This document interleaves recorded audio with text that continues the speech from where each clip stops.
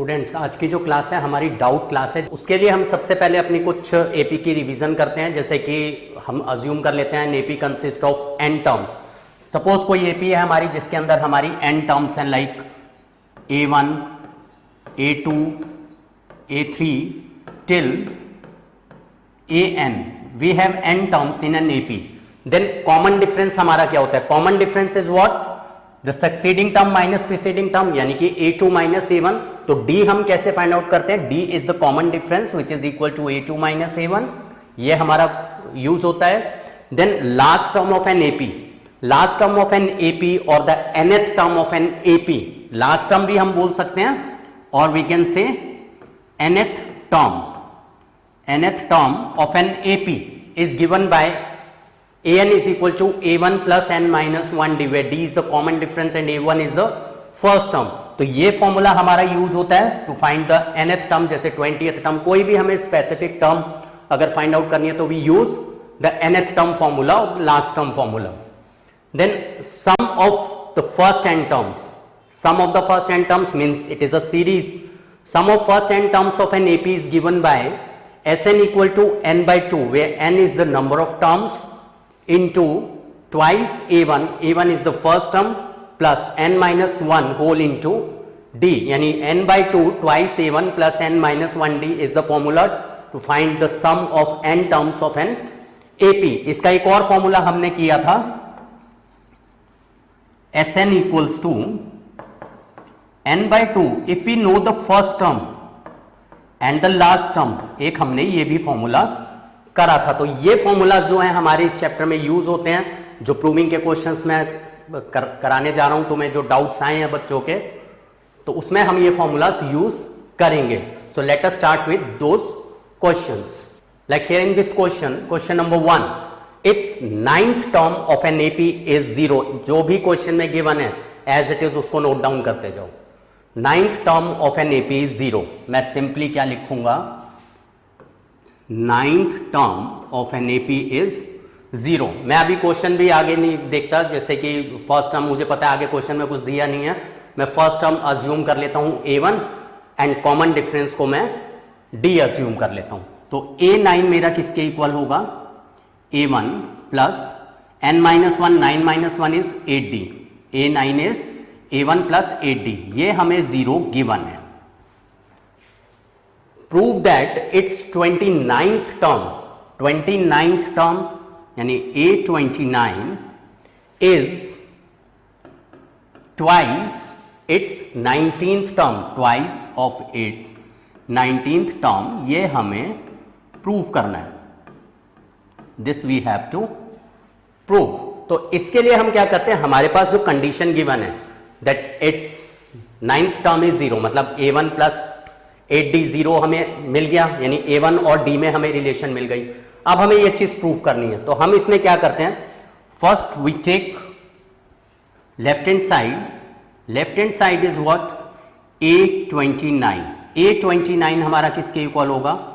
A1 plus 29 minus 1 is 28 into d. This is A29 and we know that A1 plus 8d is equal to 0 since A1 plus 8d is equal to 0, ये हमें given है, right. तो यहां से A1 हमारा किसके equal आ जाएगा? Negative 8d। इधर शिफ्ट कर दिया, ये वैल्यू हम इसके अंदर प्लेस कर देते हैं, putting in 1, we get A1 is negative 8d plus 28d। Answer is what? 20d। हमारा लेफ्ट हैंड साइड का आंसर 20d आ गया। अब हम क्या करते हैं? राइट हैंड साइड कंसीडर करते हैं। Right hand side is twice of the 19th term. ये हमें प्रूव करना है। 19th टर्म का हम फॉर्मूला लगा देते हैं, 2 इंटू A1 प्लस 18d। ये आ गया। A1 का वैल्यू मेरा क्या है? Minus 8d। मैं यहां पर पुट कर देता हूं, twice minus 8d plus 18d। This is what? -8 + 18 is 10d। So the answer is what 20D. Left hand side भी 20D था, राइट हैंड साइड भी 20D है, and D is the common difference. So LHS is equal to RHS. So A29 is equal to twice of A19. ये हमें prove करना था. Now in question number 2, show that the sum of m plus nth term and m minus nth term of an AP is equal to twice the mth term. एक AP है हमारा, first term हम A1 assume कर लेते हैं, difference को हम D assume कर लेते हैं. Show that sum of m plus nth term, that means a m plus n, यानी m plus nth term and m minus nth term. Show that sum of m plus nth term and m minus nth term of an AP is equal to twice the mth term. ये हमें prove करना है. इसमें भी हम क्या करते हैं, अपनी लेफ्ट हैंड साइड कंसीडर कर लेते हैं. This we have to prove. We take the left hand side. Left hand side is a m plus n plus a m minus n. a m plus n हमारा किसके equal होगा, last term nth term का अगर हम formula use करें, a1 plus m plus n minus 1 into D plus a m minus n is a1 plus m minus n minus 1 into D. इसको हम simplify करें, a1 plus a1 is 2a1. इन दोनों terms में से अगर हम d common ले लेते हैं, वी टेक d कॉमन, यहां पर बचेगा m plus n minus 1 plus m minus n minus 1. यहां से n कैंसिल हो गया, so this is twice a1 plus d into m plus m is 2m minus 1 is minus 2. यहां से हम 2 कॉमन ले सकते हैं, 2a1 प्लस 2 कॉमन लेंगे, बचेगा m minus 1 into d. Whole में से 2 कॉमन आ जाएगा, होल में से अगर हम 2 कॉमन ले लेते हैं, यहां पर बचेगा a1 plus m minus 1 D. a1 plus m minus 1 into G. हमने क्या करा, सिंपली 2 कॉमन ले लिया. इसमें से पहले हमने यहां अंदर 2 कॉमन लिया है, उसके बाद होल में से 2 कॉमन लिया, तो a1 plus m minus 1 D बचा हमारा. और a1 plus m minus 1 D को हम क्या लिख सकते हैं, this is the mth term. So this is twice mth term and this is what, our right hand side. यही हमें प्रूव करना था. So left hand side is equal to right hand side, hence proved. Now in question number 3, if m times the mth term of an AP is equal to n times its nth term, मतलब same AP की बात हो रही है, कोई AP है हमारी जिसका m times of mth term is equal to n times its nth term. Like let the first term be a1 and the difference be d. ये स्टेटमेंट तुम लोगों को लिखना है. गिवन क्या है, m times the mth term, m times the mth term of an AP is equal to n times its nth term. ये हमें गिवन है, this is given. And what we have to prove, we have to find its m plus nth term. We have to find m plus nth term. Values place करें, m times the mth term, mth term is a1 plus m minus 1 d equal to n times the nth term is a1 plus n minus 1 into d. हमें क्या करना है, इस part को simplify करना है.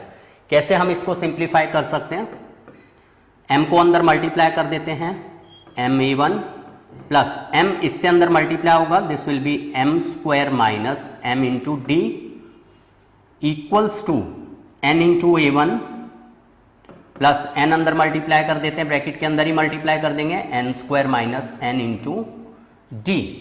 क्या करते हैं, लेफ्ट साइड पर हम शिफ्ट कर देते हैं m इंटू ए वन माइनस n इंटू ए one plus m square minus m into D, ये इधर आकर माइनस हो जाएगा, n square minus n into D is equal to what, 0। See यहां पर m a1 minus n a1 में से हम a1 कॉमन ले सकते हैं, a1 अगर हम कॉमन निकाल देते हैं यहां से क्या बचेगा, m माइनस n प्लस इन दोनों में से हम अगर d कॉमन ले लेते हैं, will have m square minus m minus n square plus n। A square minus b square की आइडेंटिटी लगती हुई दिख रही है, जब भी a square minus b square अगर कहीं आ जाता है हम a plus b into a minus b उसकी आइडेंटिटी अप्लाई कर देते हैं, सेम हम यहां पर अप्लाई कर देते हैं, a1 into m minus n plus d into m square minus n square को हम लिख सकते हैं m plus n into m minus n. बाकी क्या बचा, माइनस एम प्लस एन। ये जो minus m and plus n जो बचा है, इन दोनों में से अगर हम माइनस साइन कॉमन ले लें तो ये माइनस एम से प्लस एम हो जाएगा और प्लस एन से माइनस एन हो जाएगा, इक्वल्स टू 0। ऐसा हमने इसलिए करा क्योंकि सेम टर्म आ गई m माइनस एन। अब हम इतने पार्ट में से जो d का कोफिशिएंट है यहां से हम m माइनस एन कॉमन ले लेते हैं, a1 into m minus n plus m minus n common, बचा m प्लस n माइनस ये कॉमन आ गया 1 और whole into D is equal to 0। Whole में से m माइनस एन कॉमन आ जाएगा, m माइनस एन होल में कॉमन आ गया, यहां से बचा a1 प्लस ये कॉमन आ गया, बचा m plus n minus 1 into D is equal to 0।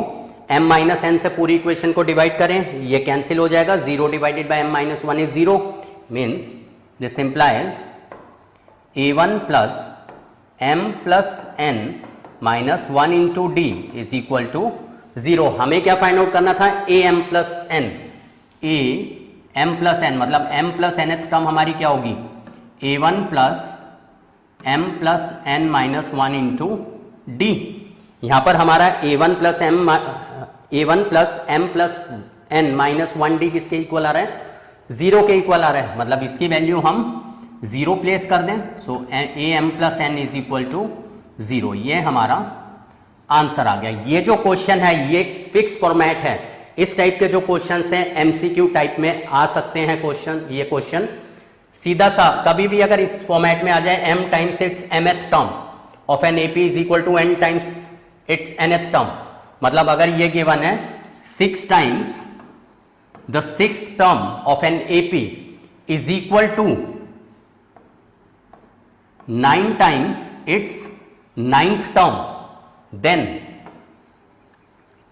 6 plus 9 is what, 15। जो A15 होगा ये हमेशा 0 ही होगा। ये फॉर्मूला भी है, अगर हमें m times mth term of an AP equal to n times nth term given है, जैसे मैंने यहां पर लिया, तो हम डायरेक्टली आंसर लिख सकते हैं कि सम जो भी है A6 times A6 equal to 9 times A9, then 6 plus 9 is 15, तो A15 जो है वो 0 आ जाएगा, मतलब m plus nth term is always 0। Directly answer लिख सकते हो। Now in question number 4, in an AP the pth term is 1 by q। यहां पर जो pth टर्म है वो 1 बाई q गिवन है, pth term is 1 by q। pth term का अगर हम फॉर्मूला अप्लाई करते हैं, a1 plus p minus 1 into d, हमें क्या गिवन है, 1 अपॉन q, एंड हमें क्या गिवन है, qth term is 1 by p, qth term is 1 by p। इसका मतलब a1 plus q minus 1 into D is equal to 1 by p। Find its pqth term, मतलब हमें a pq फाइंड आउट करना है, जो कि किसके इक्वल होगा, a1 plus P Q minus 1 into D, ये हमें कैलकुलेट करना है। बेसिकली अगर हम A1 और D की वैल्यू निकाल कर यहां पर प्लेस कर दे, विल गेट द आंसर। अब फर्स्ट टर्म और D हम कैसे निकाल सकते हैं? हमारे पास दो इक्वेशंस आ रही हैं, एक हमारे पास ये इक्वेशन है और एक ये इक्वेशन है। दोनों इक्वेशंस को हम लीनियर इक्वेशन फॉर्मेट से अगर सॉल्व करते हैं, दोनों इक्वेशंस को हम सबट्रैक्ट कर देते हैं। लाइक सेकेंड इक्वेशन है हमारी A1 plus Q minus 1 into D is equal to 1 upon P. This is second equation. इन दोनों को सबट्रैक्ट कर देते हैं ऑन सबट्रैक्टिंग। साइन चेंज हो जाएगा, ये कैंसिल हो गया, d कॉमन आएगा, d कॉमन लेंगे, क्या बचेगा? p minus 1 minus of q minus 1 is minus q plus 1 is equal to 1 upon q minus 1 upon p। यहां से d इंटू 1 से 1 कैंसिल हो गया, p minus q is equal to, यहां पर एलसीएम इज पी क्यू, क्या बचा? p minus q। p minus q से p माइनस q कैंसिल हो गया, so this implies d is equal to 1 upon P q. हमें d का value पता चल गया। d का वैल्यू किसी भी इक्वेशन में प्लेस कर देते हैं, फर्स्ट इक्वेशन में प्लेस कर देते हैं, पुटिंग